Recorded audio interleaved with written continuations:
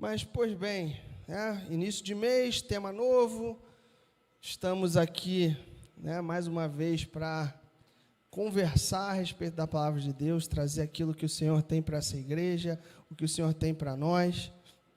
E o tema tem a ver com serviço, E não só o serviço na igreja, porque se a gente pensar só no serviço da igreja, eu poderia falar muitas coisas, eu poderia exemplificar, mas um dos exemplos que eu dei pela manhã, e esse sim eu posso citar, porque não tem nada demais, mas alguns anos atrás a gente fez, alguns de vocês estavam presentes, outros não, que a gente fez um instituto que fica lá na Alemanha, que ele compartilha informações de várias igrejas do mundo, Então, eles mandam material, a gente faz umas pesquisas, preenche, envia e tal, e vem, é interessante, se chama Desenvolvimento Natural da Igreja, DNI, e eu lembro de estar lendo o material que eles enviam e tudo mais, e eles falavam que, e tem dados de igrejas do mundo afora, de todos os lugares do mundo que você possa imaginar, tem lá os dados. Então, não é só uma questão da nossa igreja ou do que aquilo que a gente fez alguns anos atrás. Se bobear, tem mais de 10 anos, Sérgio? Deve ter por aí. 2014, por aí, 2015, talvez 2016 no máximo, mas por aí. E eu lembro de lendo o material, eu lembro que eu li e fiquei assim impressionado, que ele falava que somente 20% da igreja, globalmente, por estatísticas, serve nesse edifício ou numa reunião da igreja. E aí eu me lembro de ficar pensando, poxa, mas nós devemos ser o corpo de Cristo, todos temos que ter uma função, todos devemos exercer alguma coisa, fazer alguma coisa. Se 20%, eu lembro que eu pensei assim, poxa, a gente ia ser uma pessoa, tipo, paralítico, ou alguém que tivesse... E aí depois eu pensei, não, na verdade, se for 20%, é somente o movimento da cabeça, porque você perde os braços e as pernas. E muito das igrejas é assim, a gente serve, a gente faz as coisas aqui para dentro, mas se você for ver o que a gente tem feito para fora, ou levar o evangelho, ou trazer pessoas a se converter, e é uma coisa interessante, porque também tem uma outra estatística que não é desse mesmo instituto, mas a gente vê pelas pessoas que chegam na nossa igreja também, que talvez aí entre 80% a 90% das pessoas que entram na igreja já são convertidas. A maioria que está mudando de igreja, que saiu de uma, pode ter se mudado, pode ter mudado de cidade, mas muitos saíram por algum motivo, ou brigaram, alguma coisa, mas pouco se tem pregado o evangelho para que as pessoas aceitem Jesus. Amém? Isso vai pelo servir fora, porque se a gente parar para pensar, servir aqui da igreja, estar aqui fazendo alguma coisa, doar um tempo, um horário para fazer algo, eu que gosto de música, por exemplo, sempre me identifiquei, sempre fui para o louvor desde pequenininho, queria aprender a tocar um instrumento, queria estar no louvor. Um serviço, como eu falei também pela manhã, eu cheguei a fritar hambúrguer na Union Church lá, porque a gente fazia arrecadação de dinheiro dos adolescentes para ir para retiro. Então, eu ficava lá, de vez em quando eu fritava hambúrguer, eu já também falei aqui que eu ficava no estacionamento, com uns 12, 13 anos de idade, também servia no estacionamento. Então, se eu não estava no louvor, eu estava no estacionamento. E sempre fiz coisas. Mas isso simplesmente é fácil, Você vem aqui... O Ulisses está tocando, é uma maravilha tocar junto aqui, a banda, ou você vir aqui, ficar ali na recepção, como a Isabela estava, o João Vitor, e cumprimentar as pessoas com um sorriso no rosto, seja muito bem-vindo, Deus abençoe, ou preparar uma aula para a escola dominical, você se sente útil, se sente para o reino, mas aqui dentro é fácil, meus irmãos. Servir dentro da igreja... E assim, dificilmente a gente vai pegar assim, alguma coisa aqui da igreja e falar, poxa, precisa que não tem ninguém fazendo. O que acontece, na verdade, é às vezes pedir, irmão, Mateus, deixa de fazer alguma coisa aí, deixa o outro irmão servir, porque geralmente quem serve nessa igreja, você vê lá a lista do que o cara faz, ele está uns 4, 5 ministérios fazendo várias coisas. Então, a gente também tem que ter o cuidado de vez em quando estar aqui, na boa, relaxar, ouvir a palavra, ou estar no louvor percebendo. Para quem é músico, que nem eu, que toca aqui no louvor, quando a gente está tocando, muitas das vezes, quando eu ministro, eu meio que mais vou no fluir de Deus. Mas se eu estou só tocando, a técnica ela é até um pouco maior do que a parte espiritual, porque você tem que pensar, você tem que, às vezes, inclusive, se vocês têm curiosidade, às vezes vê alguém falando alguma coisa no microfone, mas eu nunca ouço a voz dele, é porque só fala no ouvido, né? Parece que teve um dia aí que alguém também tirou e falou, tem muita gente falando no meu ouvido. Eu já fiz isso também. Porque fala, vai para lá, vai para cá, não esquece disso, não esquece daquilo. Então, sempre tem alguém mais preocupado para manter com que aquele grupo ande coeso, né? Então, existe vários serviços e várias coisas que a gente pode fazer na igreja. E eu trouxe de manhã uma frase que talvez fosse o nome dessa palavra, que é: vivo para servir ou sirvo para viver? Porque chega um momento da sua vida, eu pelo menos, é até difícil eu voltar atrás na minha mente, enxergar a primeira coisa que eu servi na igreja, né? Mas, às vezes a gente entra nesse ciclo e fica só dentro da igreja servindo, fazendo as coisas que são importantes. A gente precisa vir aqui, alguém ver se o banheiro foi limpo, se alguém botou papel toalha, papel higiênico, se as coisas estão funcionando. Precisa alguém para administrar, precisa alguém para fazer, precisa outra pessoa para cuidar das crianças, precisa de um monte de coisa. Mas isso aqui não é o fim em si mesmo. E essa frase que eu trouxe, às vezes parece esse ciclo, né? Aquela velha pergunta: quem veio primeiro? É o ovo ou a galinha? A galinha? Por quê? Porque Deus criou a galinha primeiro, aí depois veio o ovo. Mas sempre a gente ouve uma criança fazer essa pergunta, não é verdade? E fica esse ciclo: o que vem primeiro? Eu sirvo, e aí, ou eu sirvo para viver, ou para não... Eu sei que eu mesmo, se eu ficar parado muito tempo, vir numa reunião e não fizer absolutamente nada, eu me sinto um pouco inútil. Por quê? Porque eu estou acostumado. Você é acostumado a fazer alguma coisa, né? Você arranja o que fazer. Dá sempre para arranjar alguma coisa para fazer. Eu cheguei aqui mais cedo e falei: poxa, Guido, tem 3 fileiras a mais de cadeira ali, vamos lá tirar. A gente sempre arruma o que fazer. Mas não é o fim em si mesmo, né? Porque nós fomos criados e fomos constituídos por Deus para um propósito, para algo, né? A gente vai ler agora Efésios 1, do versículo 5, perdão, Alexa, por não enviar antes, mas foi tanta coisa hoje que eu esqueci. Do versículo 5 ao 12 que a gente vai ler. E a grande questão, o que é, poxa, mas eu não sei qual é o meu chamado, eu sou o quê? Eu vou fazer o quê? Primeira coisa, você tem que saber por que você foi criado. Se você não sabe por que você foi criado, nem adianta querer saber propósito, saber qual a sua missão, qual a sua visão, o que você vai fazer nessa vida. Porque, às vezes, a gente coloca muitas perguntas, muitos questionamentos de uma coisa que, começando do básico, a gente vai ver deslanchar na nossa vida o que Deus tem para nós, amém? Então, lá diz assim, deixa eu ler aqui para não ficar diferente da minha. E nos predestinou para Ele, para a adoção de filhos, por meio de Jesus Cristo, segundo o beneplácito de sua vontade, para louvor da glória de sua graça, que Ele nos concedeu gratuitamente no amado, no qual temos a redenção, pelo seu sangue, a remissão dos pecados, segundo a riqueza da sua graça, que Deus derramou abundantemente sobre nós em toda a sabedoria e prudência, desvendando-nos o mistério da sua vontade, segundo o beneplácito que propusera em Cristo, de fazer convergir nele, na dispensação da plenitude dos tempos, todas as coisas, tanto as do céu como as da terra.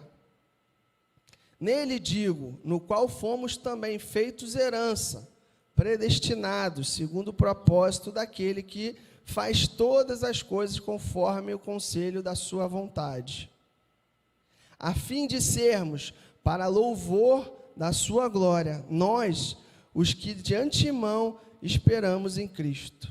Amém?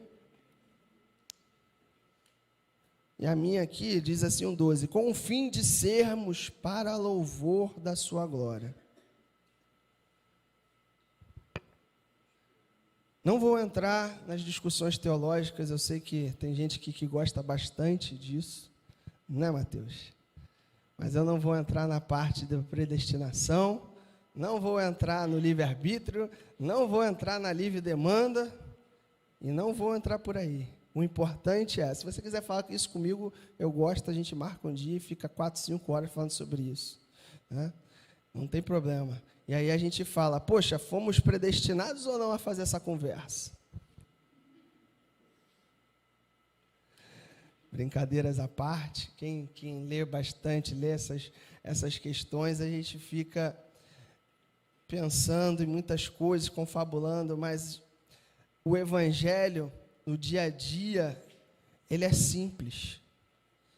E muitas vezes nós queremos complicar ele, trazer ideias, doutrinas.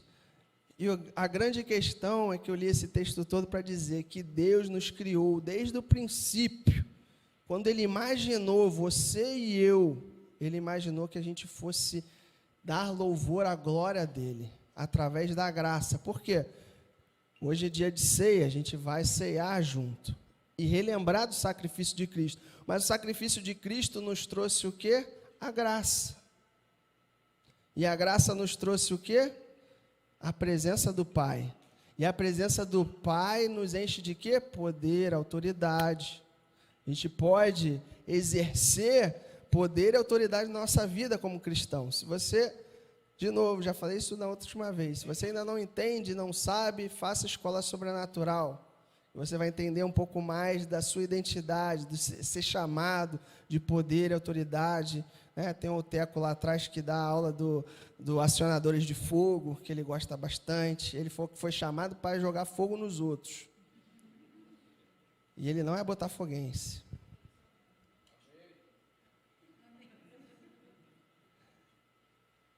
Mas nós somos chamados para glorificar a Deus, louvar a Deus com a nossa vida. Então, o nosso serviço não é só aqui. A nossa vida inteira é um louvor a Deus. A glória de Deus, ele tem que se manifestar nas suas ações, suas palavras simples devem refletir a glória de Deus. Você deve refletir uma vida de santidade. Você deve refletir o Espírito Santo em você.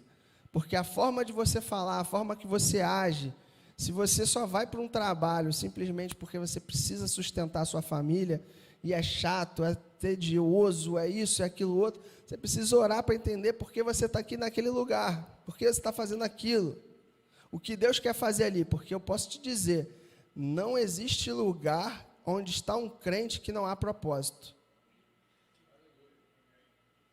Não há lugar que você esteja sem um propósito. Por quê? Você foi criado para refletir a glória de Deus. Sabe aquele sorriso bonito, alegre? Não é só isso, mas ele quebra gelo. Às vezes numa situação difícil. Eu lembro, tá aqui os nossos irmãos aqui, a Catarina e o Bernardo. Eu me lembro que eu fui lá para Petrópolis no enterro da mãe deles, e várias pessoas que não eram cristãs pediram para falar no enterro dela, para dizer, olha, eu nunca vi isso. Vocês estão aqui cantando e louvando, agradecendo a ela. Como é que pode? Como é que isso é possível? Por quê? É uma situação que o mundo não entende. O mundo não entende que a gente crê em vida, a gente não crê em morte. Amém?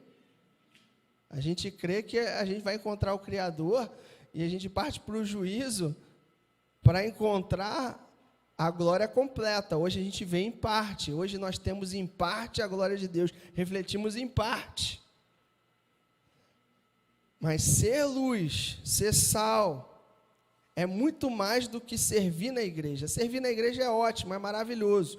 Eu estou começando a primeira palavra, por isso que eu falo para fora, porque a gente tem que começar a pensar que o nosso serviço aqui é uma bênção, mas a igreja não é esse prédio é uma bênção, a gente pode se reunir, a gente pode ficar aqui até tarde, a gente pode botar a música alta, que maravilha, os vizinhos já reclamaram de alguma coisa, mas nunca reclamaram aqui, em tantos anos que a gente está aqui, de volume alto. Glória a Deus que deu sabedoria ao Sérgio para construir uma caixa acústica aqui que retém o som, que é uma das coisas que mais tem reclamação de igreja, é volume alto.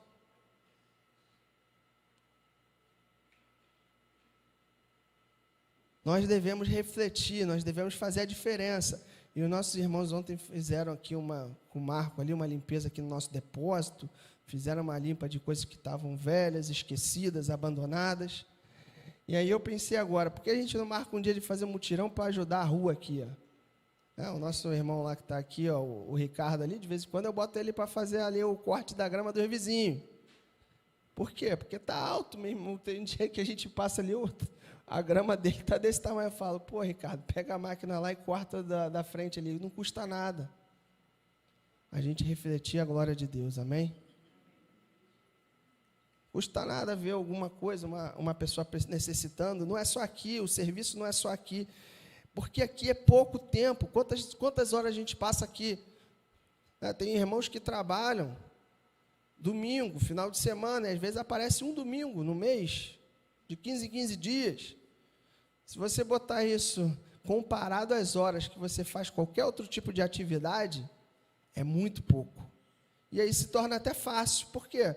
Pouco convívio, fácil é ficar próximo. Agora passa o dia inteiro junto. Quem nunca teve aquela viagem quando era mais novo, que tinha um amigo que gostava muito, e quando vê, descobre um monte de mania que até impede um relacionamento mais profundo quando faz uma viagem. Pô, meus irmãos, eu fiz uma viagem uma vez pela igreja. Foi a viagem que eu conheci a minha esposa, em 2000 e alguma coisa, 2009 para 2010. E um irmão foi com a gente, ele era de outro estado, e ele encontrou lá. E aí foi o Pedro, filho do Sérgio, e o Diogo. E aí falaram, pô, você que é mais velho, né? Você que está o líder do grupo, fica com ele, porque a gente não conhece. Meu irmão, eu tive que botar fogo na meia do garoto. Aí eu perguntei para ele, mas deu 4 dias de viagem, eu falei, irmão, vamos dar um jeito nessa meia aí? Aí ele falou, pô, só trouxe esse par. Eu falei, não é possível, mano. A gente vai no shopping e vai comprar uma meia nova, porque não dá. Aí eu falei, vou orar por você, porque, rapaz, o dia que tu casar, tu aí, tua esposa... Os outros dois, eles não estão aqui para confirmar a história, mas quando abri a porta da casa, ali do quarto que eu estava dormindo, vocês já tomavam um baque. Aí a gente saiu para ministrar numa igreja, quando voltou, estava a dona da casa, era uma pessoa muito refinada, era uma casa grande, muito bacana, estava ela de joelhos esfregando assim o piso, o banheiro, porque foi sinistro. Então, é a mesma coisa no casamento. Às vezes a gente vai, poxa, príncipe lindo, maravilhoso, já viu quando ele tira o tênis, como é que é? É bom saber, né? O convívio, ele traz coisas que a gente não consegue ver aqui no dia a dia, amém? Contando essa história engraçada para a gente entender que tem coisas que a gente só descobre com convívio. Estando lado a lado da pessoa, você descobre. E aí é que você é testado, aí é que o seu serviço é testado. Por quê? Qual é uma das grandes formas de serviço? É o amor. E aí como é que você vai falar com o irmão? Eu poderia falar, poxa, de um jeito eu fui lá, falei com ele com amor, falei, pô, cara, lava esse tênis, a gente vai lá comprar um spray, vou comprar uma meia, mas dá um jeito aí que não está dando. Falar com carinho, mas pô, você poderia falar de um jeito, né, rude, né? Falar, pô, não vou ficar mais no teu quarto, vou dormir na sala. Meus irmãos, serviço no convívio, no desgaste do dia a dia, é que é complicado. Porque quanto mais a gente convive, mais a gente tem o nosso, como é que se diz? Paciência mais alongada. Se é o Azaf aqui que pisa no meu pé, tranquilo, pô, ele nunca pisou no meu pé antes. Mas se é o meu irmão, que eu moro com ele a vida toda, adolescente, irmão, pisa no meu pé, já era, sai rolando ali no carpete, é ou não é verdade? Lá em casa eram 3 meninos e 2 meninas. As meninas não tinham muito problema, mas os homens, a gente tinha nossas coisas. Como eu era pequenininho, eu saía correndo, subia para cima do telhado, para eles não me pegarem. A convivência, o tempo que é exigido lá fora é muito maior. E aí é que a gente é testado para glorificar a glória de Deus, para trazer a graça de Deus ao nosso redor, mudar a atmosfera e não entrar nessa atmosfera, porque é fácil, né? Vocês já viram quando alguém está falando de alguém, como é fácil entrar nessa conversa? Parece que tem um azeite, né? Você entra fácil na conversa. O difícil é falar, pô, para. A pessoa não está aqui para a gente falar dela. Isso é difícil, né? Mudar a atmosfera precisa da glória de Deus. Andar conforme a música toca, é fácil. Andar no meio do mundo, agindo como todo mundo age, é fácil. Agir diferente é que é difícil. E muitas vezes a gente confunde, porque a gente tem um louvor aqui no início da igreja, né, do culto. Algumas pessoas já me perguntaram algumas vezes, ao longo dos anos, coisas interessantes sobre o louvor. Uma como, pô, legal vocês tocarem várias músicas que dá tempo de eu chegar e pegar a palavra. É o tempo para a gente chegar. Irmão, a palavra, ela é de Deus para nós, ministrados. A gente ora, busca uma palavra para trazer para a igreja, mas o louvor congregacional, ele é a igreja adorando a Deus, quem Ele é. Então, se você fosse me perguntar qual a parte principal, é o louvor. Por quê? A gente não acabou de ler que nós fomos criados para o louvor e adoração de Deus? E o louvor, propriamente dito, a gente não pedindo nada para Deus, é só simplesmente falar, Senhor, eu te amo. Só eu estar respirando já é glorioso. Eu estar na presença do meu Pai, mesmo sendo pecador, mais ainda. O Filho de Deus, sem mácula alguma, ter morrido no meu lugar, para que eu pudesse ter acesso a Deus, mais ainda. Motivo de louvor, e aí a gente passa a ver outras coisas. O meu emprego, minha família, minha filha, meus filhos e etc, são motivos de louvor. É claro que a gente não vai falar, poxa, você não pode pedir absolutamente nada. Não, mas há um momento de você dar e há um momento de você receber, amém? Então, temos essas fases. Mas se você for ler, onde é que está isso na Bíblia? Você vai ler lá os Salmos de Davi, ele inclusive cita todos os instrumentos, com cítara, harpa, símbolos, flauta, tambor. Todos esses são os mesmos instrumentos que a gente tem aqui hoje, exceto pelo teclado aqui. Todos eles são, vamos dizer, bisnetos daqueles que Davi falou. Quase todos, né? A guitarra vem da cítara e do alaúde, que você pode ler lá nos Salmos, o violão também, os símbolos, o tambor e a bateria, e assim vai. Mas louvor é só uma forma de expressão, uma música, porque a gente se refere ao grupo de louvor. Na verdade, essa é só uma das poucas formas que a gente enxerga para fazer aqui em conjunto, mas não é a única, amém? Não é, porque o nosso louvor deve ser a nossa vida. E muitas vezes a gente se confunde, por quê? Porque a gente fala sempre louvor, o grupo de louvor, o louvor. Pô, o louvor é cantar. Não, o louvor não é cantar. O louvor é você obedecer a palavra de Deus, cumprir o que a palavra de Deus diz, para que a palavra de Deus seja glorificada na sua vida. E pela graça derramada através de Jesus para a sua vida, você reflita o poder e a glória de Deus. Amém?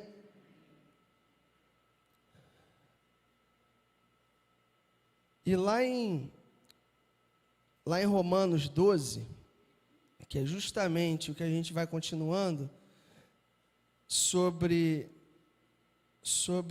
ter uma função no corpo de Cristo, não necessariamente o corpo é esse local aqui.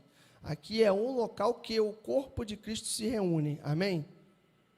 Às vezes na nossa cabeça a gente fica, não, a igreja, eu vou lá na igreja, a gente utiliza isso, mas na verdade a igreja é um corpo sem físico, que é junto, quando nós nos reunimos, porque se tiver um domingo que não tiver ninguém aqui, não é a igreja, é simplesmente um edifício vazio. A igreja são as pessoas, amém? Então, lá em Romanos 12, versículo 4, diz assim, não sei se você vai conseguir botar aí, Alex, senão eu leio aqui. Vou lendo aqui, então. Porque assim como em um corpo temos muitos membros, e nem todos os membros têm a mesma operação ou função, assim nós, que somos muitos, somos um só corpo em Cristo, mas individualmente somos membros uns dos outros, de modo que, tendo diferentes dons, segundo a graça que nos foi dada, se é profecia, seja ela segundo a medida da fé. Amém? Então, a medida da nossa fé faz com que a gente tenha mais ou menos atribuição, ou que a gente coloque os nossos dons em funcionamento. Mas aqui a gente vê que somos um corpo, em que todos têm uma função. Muitas vezes tem pessoas que nunca vão servir aqui na igreja, porque fazem outras coisas que não têm o tempo, a habilidade para. Mas você pode servir o corpo de Cristo onde quer que você esteja, amém? Porque o corpo não é aqui só. O corpo é onde é que você estiver, você é um membro desse corpo lá. E muitas vezes a gente se pega pensando que, eu vou lá adorar a Deus. Não, a gente se reúne aqui para aprender, crescer mais, compartilhar a fé, que a gente possa ir um pouco mais, ter um pouco mais de entendimento, mas que a gente possa fazer lá fora. Porque as pessoas que estão precisando não estão aqui dentro, muitas vezes. Ou às vezes ela nem entra aqui. Ou você já chamou algumas pessoas que precisam muito de Deus e fala, vamos lá na igreja comigo. E eles falaram, não, obrigado. A maioria das vezes é assim.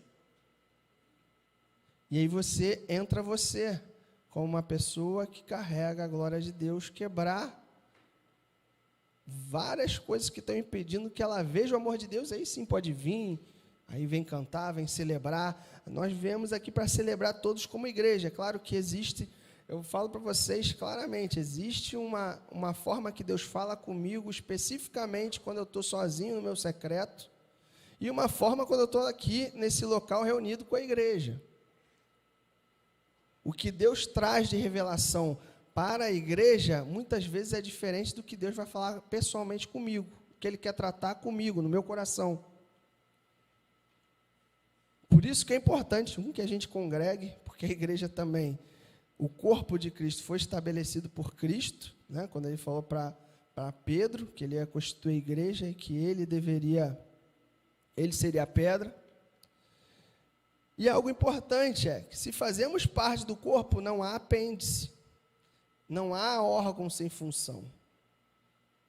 Não há, eu estou aqui, eu sou a terceira orelha, eu sou o segundo nariz. Quem já viu alguém aqui com 6 dedos? Golias tinha 6 dedos em cada mão e cada pé, diz a Bíblia. Mas eu já vi. Você olha assim, é um dedo que está ali à toa. No corpo de Cristo não há um dedo ali à toa. Se você está ali é para que você possa servir aquele que te chamou. Amém? Para que você possa servir o propósito maior, que é glorificar a Deus. Trazer a glória de Deus onde você estiver. Amém? E lá em João 15, versículo 1, a gente vai ler do 1 ao 8. Eu sou a videira verdadeira e meu pai é o agricultor. Todo ramo que estando em mim não der fruto, ele corta. E todo que dá fruto, limpa, para que produza mais fruto ainda. Vós já estáis limpos pela palavra que vos tenho falado. Permanecei em mim, e eu permanecerei em vós. Como não pode o ramo produzir fruto de si mesmo, se não permanecer na videira, assim nem vós o podereis dar, se não permanecerdes em mim. Eu sou a videira, vós os ramos. Quem permanece em mim e eu nele, esse dá muito fruto, porque sem mim nada pode fazer. Se alguém não permanecer em mim, será lançado fora, à semelhança do ramo, e secará. E o apanham e lançam no fogo e queimam. Se permanecerdes em mim e as minhas palavras permanecerem em vós, pedireis o que quiserdes e vos será feito. E nisso é glorificado o meu Pai, em que deis fruto, e assim vos torneis meus discípulos. Amém? Então, a nossa função, de novo, versículo 8, é que o Pai seja glorificado. Em quê? Em que a gente dê fruto. Qual fruto? O fruto que Deus quer dar na sua vida, passa já até por Gálatas. No mínimo, você vai ter que ser manso, ter temperança, amor, domínio próprio. Outros frutos, você vai levar o reino de Deus para aqueles que necessitam. Ah, mas eu não sou um grande pregador, eu não sou... Não precisa.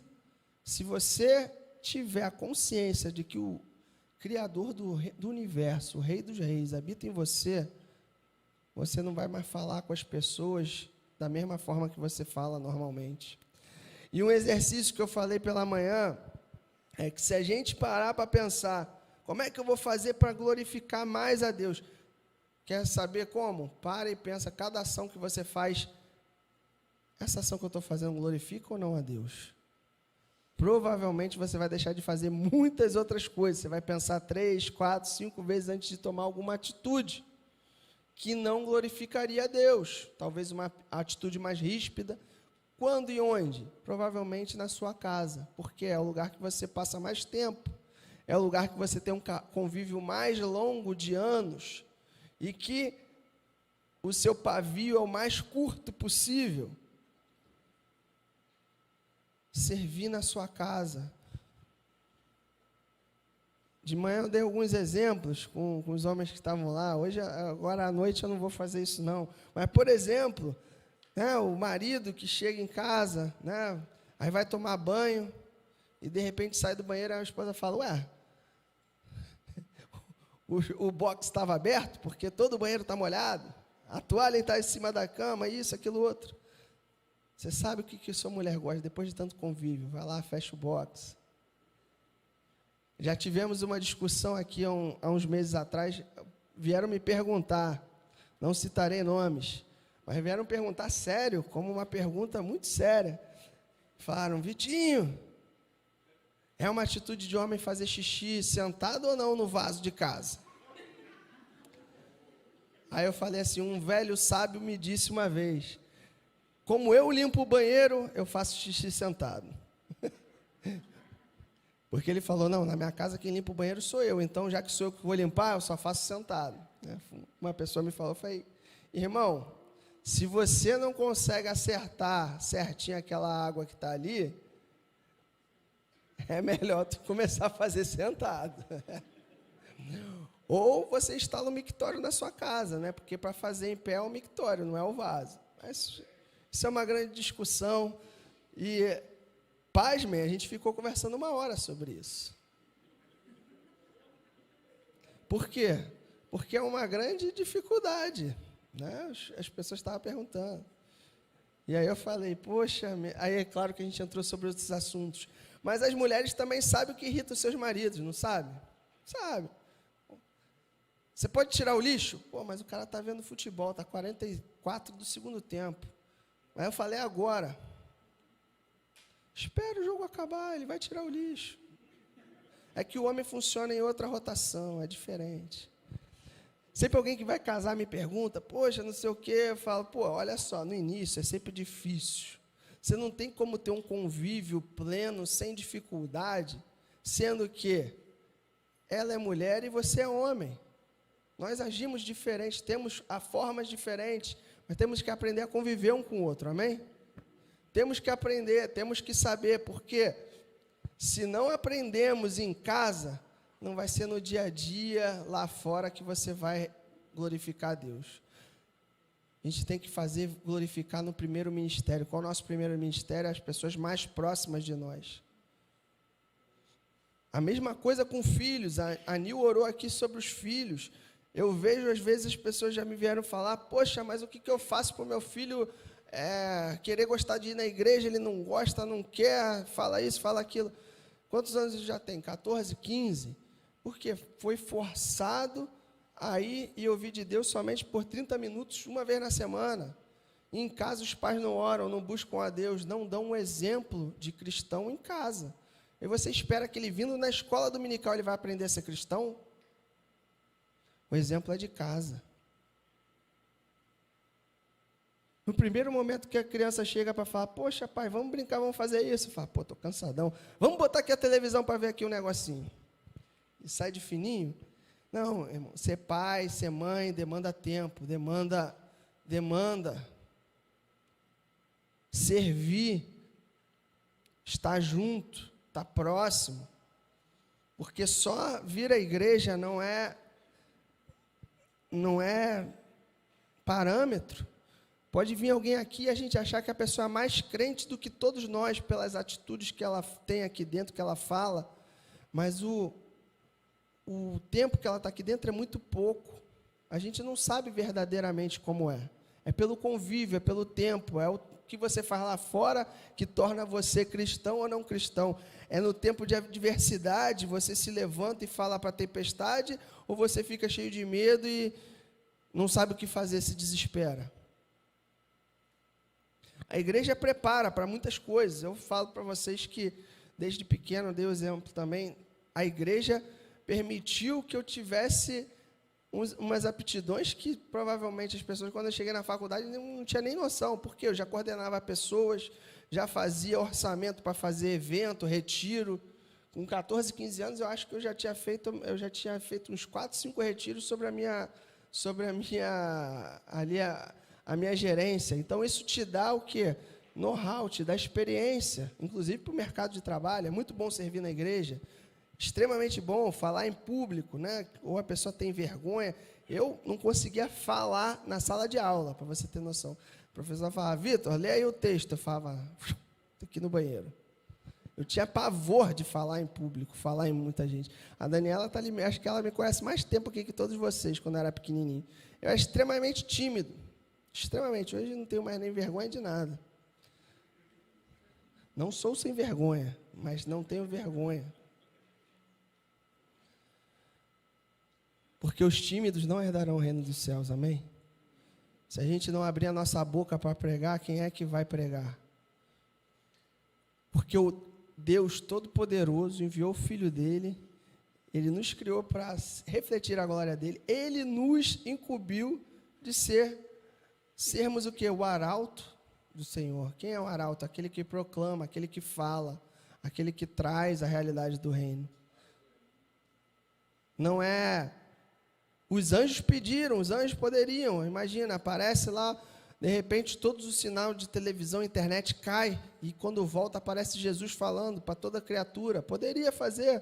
Deus tem poder para fazer isso, amém? Deus tem poder para fazer tudo, mas por que Ele não faz? Porque Ele escolheu nós. Ele nos escolheu, nos predestinou para a glória. Amém? Todos nós, cada um de nós foi chamado e escolhido para refletir a glória de Deus. Nas nossas ações, nossas falas e tudo mais. E a gente já vai encaminhando para o final. Se o grupo de louvor puder subir, e a gente vai também ter um momento de ceia. Mas eu queria concluir essa palavra dizendo, meus irmãos, sempre lembrem, parem, pensem, o que eu estou fazendo glorifica ou não a Deus? O que eu estou fazendo glorifica, está de acordo com a palavra de Deus? Porque tudo que nós fizermos, tudo que falarmos, tem que apontar para Ele, tem que refletir para Ele, porque a glória não é minha, a glória não é sua, é dele, mas o reflexo é em nós. O reflexo E o poder de Deus é através da nossa vida, mas a glória é dele. E não nos esquecermos que nós fomos criados para glorificar e adorar o nosso Deus. E hoje, nesse dia de ceia, nós nos relembramos o quê? Do sacrifício de Jesus. E ele falou, olha, toda vez que se reunirem em meu nome, comam um pão e tomem um vinho, para que se lembrem do quê? Do sacrifício dele. Porque imagina que não foi fácil, imagina que não foi nem um pouco fácil. Foi um preço alto, mas muitas vezes a gente não para pensar em quem nós somos e por que fomos constituídos. Mas isso não teria valor nenhum se Jesus não tivesse morrido naquela cruz. E é isso que a gente lembra hoje. E é isso que a gente vê, esse pão e esse suco de uva, para que a gente tenha comunhão com o corpo e com o sangue. Então, eu vou dar uns minutinhos para que a gente possa refletir, para que a gente possa sondar o nosso coração, pedir perdão por algo ou para alguém, enquanto o grupo de louvor toca uma música, e depois a gente fica de pé e toma e ceia junto, amém? Gustavo, se puder diminuir as luzes do salão.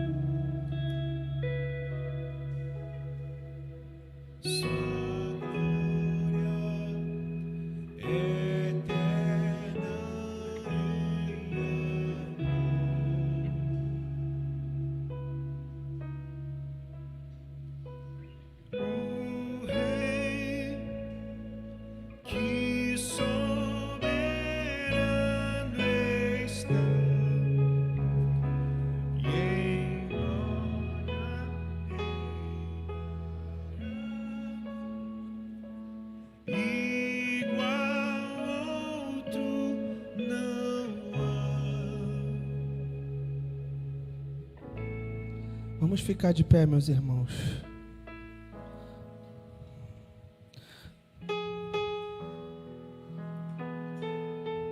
Pode tomar esse pão e que a gente lembre do corpo de Cristo que se entregou e foi transpassado para que a gente tivesse hoje acesso à liberdade e ao reino de Deus, amém? comamos o pão, lembrando de Jesus.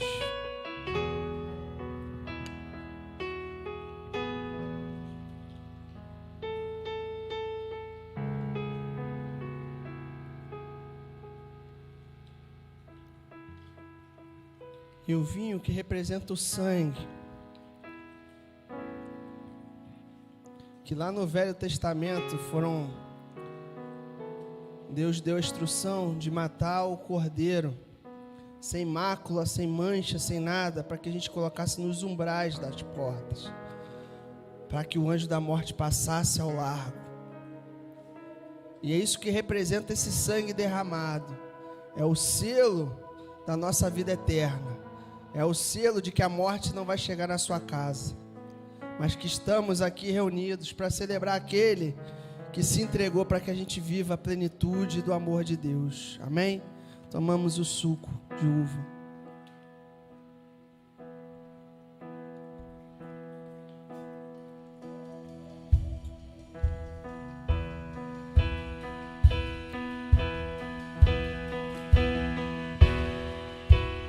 Erga os olhos